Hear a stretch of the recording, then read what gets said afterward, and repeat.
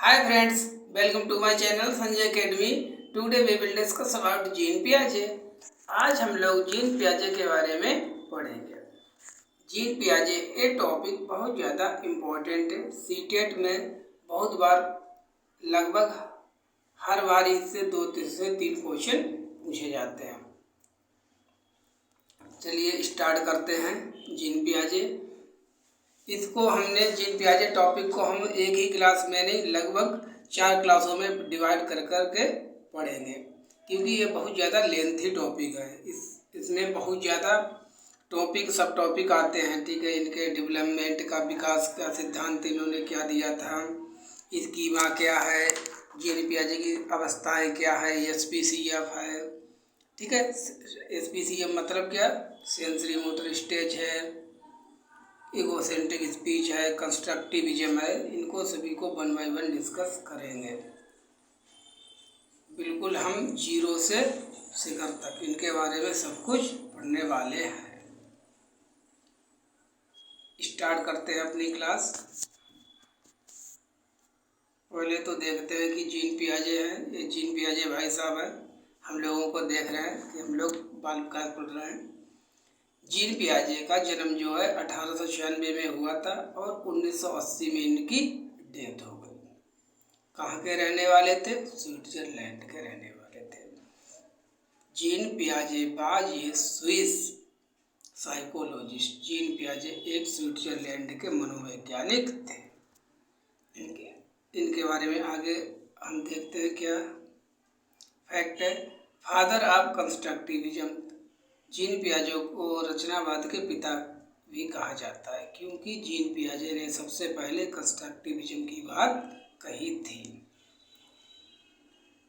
Next, theory of cognitive development, जो संज्ञानात्मक विकास का सिद्धांत है वो किसने दिया? जीन पियाजे ने दिया। वाइगोट्स्की ने भी दिया है, लेकिन जो जीन पियाजे ने दिया है, ठीक है, ये सबसे ज़्यादा इम्पोर्टेंट है। नेक्स्ट फैक्ट क्या है इनके बारे में?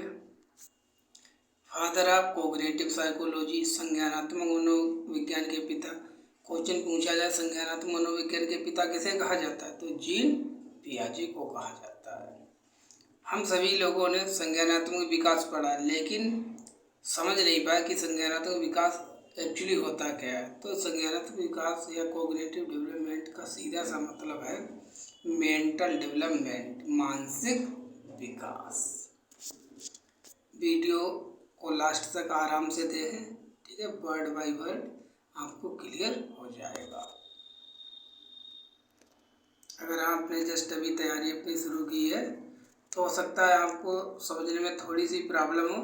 वैसे इसमें कोई भी टफ चीज़ है नहीं, बहुत आराम से सिंपल वर्ड्स में इसको समझेंगे। सबसे पहला हमारा टॉपिक आ चुका है जीववाद। ये भी कॉन्सेप्ट किसने दी थी? जीन पियाजे ने। व्हाट इज एनिमिज्म, जीववाद क्या है? आपको बस इतना याद रखना है, बच्चों द्वारा निर्जीव को सजीव समझना। मतलब जो छोटे बच्चे होते हैं वो क्या समझते हैं कि जैसे जो हमारे चारों तरफ वस्तुएं हैं, हमारे खेल खिलौने हैं, जैसे हम हंसते हैं, रोते हैं, खेलते हैं, लड़ते हैं, उस प्रकार से ऐसे ही हमारी जो आसपास की वस्तुएं हैं वो भी ऐसे ही काम करती हैं। वो निर्जीव को वस्तुओं को सजीव समझते हैं, नॉन लिविंग को लिविंग थिंग समझते हैं। चलिए इसके माध्यम से समझते हैं। जैसे छोटा बच्चा है, वो मेज से टकरा गया, रोने लगा, आपके पास आया, कहा कि मम्मी मुझे इसने मारा है, मुझे चोट लग गई। आपने क्या किया? आपने उस मेज को 2-3 हाथ लगा दिए। अब वो बच्चा बहुत ज़्यादा खुश होता है। क्यों? वो सोचता है कि अच्छा अभी मेज ने हमको मारा था तो मेज को मम्मी ने मारा है तो इसके भी दर्द हो रहा होगा। वो ये नहीं समझ पाता है कि ये निर्जीव है, इसके दर्द नहीं होता, इसके इमोशंस नहीं होती हैं। इसे ही कहते हैं जीववाद, एनिमिज्म। तो कुल मिला के क्या इसका मतलब हुआ जीववाद का? बच्चों द्वारा निर्जीव को सजीव समझना ही जीववाद कहलाता है, एनिमिज्म कहलाता है। अभी हम लोग इसके प्रीवियस ईयर क्वेश्चन को करेंगे, तभी ये अच्छे से टॉपिक क्लियर हो जाएगा। चलिए नेक्स्ट,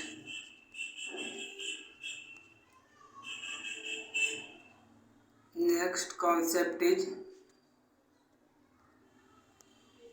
केंद्रीकरण, सेंटरिंग। एक समय पर वस्तु के एक ही पहलू पर ध्यान देना।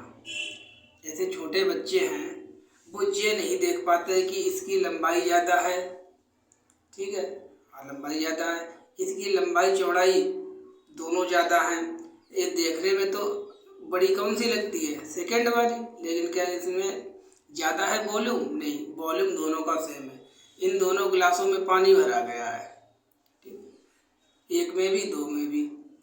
बच्चा से पूछा गया कि बताइए किस गिलास में पानी ज़्यादा है, तो बच्चा बताता है कि जो दूसरा गिलास है उसमें पानी ज़्यादा है और पहले में कम है। क्यों? बच्चा केवल लंबाई को ही इसकी देख रहा है कि अगर इसकी लंबाई ज़्यादा है तब ये ज़्यादा है, इसमें चीज़ ज़्यादा है। इसे ही कहते हैं केंद्रीकरण, सेंटरिंग। आई होप क्लियर हो गया होगा आपको। लंबाई है तो लंबाई को समझना, चौड़ाई तो चौड़ाई को समझना। वो ये इतना दिमाग नहीं लगा पा रहा है कि अगर इसकी लंबाई ज़्यादा है तो इसकी लंबाई चौड़ाई दोनों ज़्यादा है, तो पानी तो बराबर ही है, ठीक है। इसे ही कहते हैं केंद्रीकरण, सेंटरिंग। इस पर आधारित आए हुए क्वेश्चन है, वो भी हम सॉल्व करेंगे। दो क्वेश्चन है, देख लेंगे किस टाइप के क्वेश्चन पूछे जाते हैं।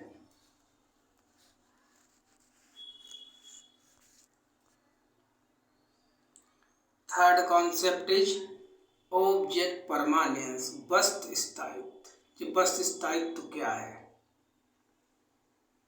ठीक है। वस्तु स्थायित्व का मतलब होता है नजर के सामने नहीं लेकिन दिमाग में चित्र है।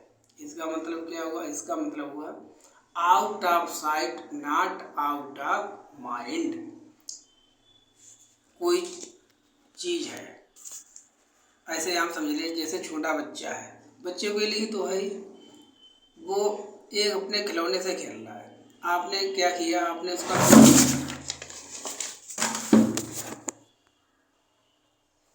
उसका खिलौना लिया और उठा के फेंक दिया। इसमें क्वेश्चन इस टाइप से पूछा जाएगा कि बच्चों में जो ऑब्जेक्ट्स परमानेंस का गुण है वो किस एज में आ जाता है, ठीक है, कौन सी अवस्था में आ जाता है जीन पियाजे की। आउट ऑफ साइट क्या है? जैसे एक बच्चा है, वो छोटे है, खिलौने से खेल रहा है, आपने क्या किया? आपने खिलौने को लेकर उसके दूर रख दिया, छिपा दिया। अब वो बच्चा धीरे धीरे उस चीज़ को सोचेगा कि वो कहाँ चली गई, ठीक है, उसको ढूंढने का प्रयास करेगा, क्योंकि आपने उसकी आंखों के सामने से तो उस चीज़ को हटा दिया, लेकिन उसके माइंड में उसकी पिक्चर बन गई है। इसे ही कहते हैं out of site not out of mind. तो बच्चों में ऑब्जेक्ट परमानेंस का गुण कितनी एज तक आ जाता है? ये आ जाता है जन्म से 2 वर्ष तक। अगर अवस्था पूछी जाए तो अवस्था कौन सी है? सेंसरी मोटर स्टेज, इंद्रियगामक अवस्था। नेक्स्ट,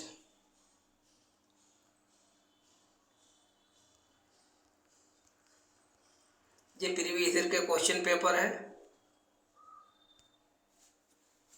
एक वो का है क्वेश्चन पेपर 2022 का है। चलिए इसको करते हैं, पहले इंग्लिश में पढ़ेंगे, बाद में हिंदी में पढ़ देंगे। अकॉर्डिंग टू जीन पियाजे theory of cognitive development, at which stage do children begin to understand object permanence? Hindi में पढ़ते हैं। जीन पियाजे के संज्ञानात्मक विकास के सिद्धांत के अनुसार बच्चे किस अवस्था से वस्तु स्थायित्व समझना आरंभ कर देते हैं। मतलब बच्चों में वस्तु स्थायित्व का जो गुण है वो किस एज तक आ जाता है? First option sensory motor stage या संवेदी गामक अवस्था, इससे इंद्रिय गामक अवस्था भी कहते हैं। दूसरी प्री ऑपरेशनल स्टेज, पूर्व संक्रियात्मक अवस्था। तीसरा क्या है? कंक्रीट ऑपरेशनल स्टेज, मूर्त संक्रियात्मक अवस्था। चौथा फॉर्मल ऑपरेशनल स्टेज, औपचारिक संक्रियात्मक अवस्था। तो सबसे पहले हम लोगों ने ऊपर जैसे जब हम लोग कॉन्सेप्ट पढ़ रहे थे तो हमने अच्छे से इसको समझा था कि जो बच्चों में ऑब्जेक्ट परमानेंस का गुण है वो कितनी एज में आता है? जन्म से 2 वर्ष। और अवस्था कौन सी होती है? सेंसरी मोटर स्टेज, 0 से 2 ईयर्स। तो इसका कौन सा ऑप्शन सही हो जाएगा? ए ऑप्शन सही हो जाएगा। Next question number 2, P1 2023 paper first 2023 में का क्वेश्चन है। अकॉर्डिंग टू जीन पियाजे theory of cognitive development, at which stage do children begin to understand object do not cease to exist when they are outside? Jean पियाजे के संज्ञानात्मक विकास के सिद्धांत के अनुसार बच्चे किस चरण या अवस्था पर यह समझने लगते हैं कि वस्तुओं के आँखों से ओझल, बिल्कुल ऐसी ही हिंदी आती है पेपर में, ठीक है, जो हिंदी आती है वही मैंने बिल्कुल वर्ड बाय वर्ड सेम लिखा है। आँखों से ओझल का मतलब होता है सामने ना होना, हटा लेना। हो जाने से उनका अस्तित्व खत्म नहीं हो जाता, मतलब बस बच्चे के मस्तिष्क में उस चीज़ की इमेज बन जाती है। ऑप्शन पढ़ते हैं, कौन सी अवस्था में आ जाता है? क्वेश्चन पूछा रहा है कि बच्चा है, उसके आँखों से के सामने से अगर हमने एक वस्तु को हटा लिया तो बच्चे के मस्तिष्क में जो इमेज है वो कौन सी अवस्था में बनने शुरू हो जाती है या बनने लगती है? जीन पियाजे के संज्ञानात्मक विकास के सिद्धांत के अनुसार। First option sensory motor stage, संवेदी गामक अवस्था या इंद्रिय गामक अवस्था, जन्म से 2 वर्ष। प्री ऑपरेशनल स्टेज, पूर्व संक्रियात्मक अवस्था, 2 से 7 वर्ष। कॉन्क्रीट ऑपरेशनल स्टेज या मूर्त संक्रियात्मक अवस्था, 7 से 11 वर्ष। डी ऑप्शन क्या है? फॉर्मल ऑपरेशनल स्टेज, औपचारिक संक्रियात्मक अवस्था, 11 से 18 या 19 वर्ष तक। इन अवस्थाओं को आगे हम पढ़ेंगे, ठीक है, जब जीन पियाजे के बारे में हम और ज़्यादा पढ़ेंगे तब हम इनको डिस्कस करेंगे। आज तो हमारी जीन पियाजे के ऊपर फर्स्ट क्लास है। तो इसका कौन सा ऑप्शन सही होना चाहिए बताइए, आप लोग समझिए। तो सीधे सीधे अभी हम लोगों ने पढ़ रखा है कि संवेदी गामक अवस्था, सेंसरी मोटर स्टेज। ये तो 2 क्वेश्चन किससे रिलेटेड हो गए? ऑब्जेक्ट परमानेंस से। अगला हमारा क्वेश्चन क्या है?